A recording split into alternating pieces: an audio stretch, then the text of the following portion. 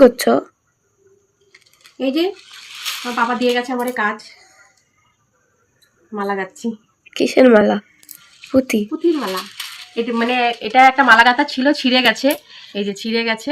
এবার আমারে বলছে একটা মালা এরকম গেঁথে রাখবো, তারপরে তোমার পাপার কাজ আছে, তোমার পাপা করবে। আমি তো এইভাবে গাচ্ছিলাম, মনে আবার বললো মা এটা এরমভাবে নাও, তাহলে তোমার সুবিধা হবে।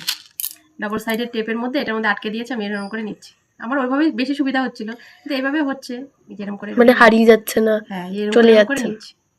বেশ ভালোই লাগছে, অনেকদিন পরে এরকম, সেই ছোটবেলায় গেঁথেছি। এখন সত্যি কথা অনেকদিন পরে, সময় তো পাই না, যাই হোক ইন্টারেস্ট লাগছে।